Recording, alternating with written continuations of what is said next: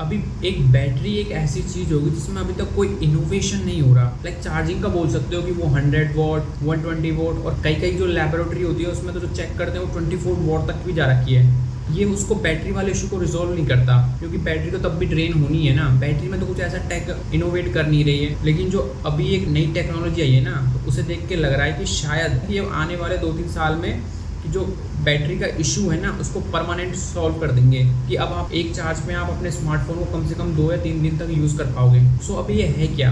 सो ये है एक silicon carbon battery. Under the hood देखें ना तो ये है लिथियम आयन, बट इसमें थोड़ा मॉडिफिकेशन किया है। सो जो बैटरी होती है ना उसमें होते हैं एनोड, और जो लिथियम आयन बैटरी होती है ना वो क्या ग्रेफाइट की होती है। तो उसकी वजह से लाइक वो एक लिमिट तक ही उसमें आयन्स को स्टोर कर सकते हैं। और वहीं पे जो नई टेक्नोलॉजी है ना, जिस ग्रेफाइट की जगह सिलिकॉन को यूज़ किया है, और वो सिलिकॉन क्या करता है कि वो जो लिथियम है ना उससे 10 टाइम्स ज़्यादा स्टोर कर सकता है एनर्जी को। बट इसमें एक इशू है। इसमें इशू ये है कि सिलिकॉन है वो स्टेबल नहीं है। अगर उसमें वो ज़्यादा साइकिल्स को हैंडल नहीं कर सकता और वो एक्सपेंड करने लग जाता है। सो इस इशू को सॉल्व करने के लिए उसमें हम कार्बन को मिक्स करते हैं, तो ऐसे इसका नाम बनता है सिलिकॉन कार्बन। सो उसकी वजह से जो कार्बन है वो सिलिकॉन को एक स्टेबिलिटी प्रोवाइड करता है। और अभी प्रेजेंट में देखें ना तो लाइक अभी आप 23,000 में एक शायद वीवो T4 आता है स्मार्टफोन, और उसमें 7,000 mAh की बैटरी दे रखी है। वो सिलिकॉन कार्बन बेस ही बैटरी है।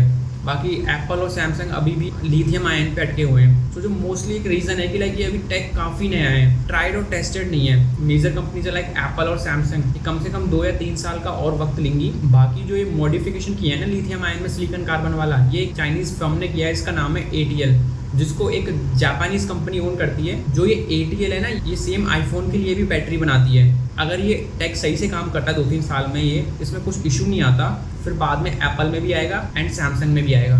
जो फर्म ओप्पो, OnePlus और रियलमी की बैटरीज बनाती है ना CATL, वो ATL से ही बैटरी अपनी आउटसोर्स करती है। बाकी होनर, शाओमी वगैरह ये सीधा ATL से अपने बैटरी मैन्युफैक्चर कराते हैं।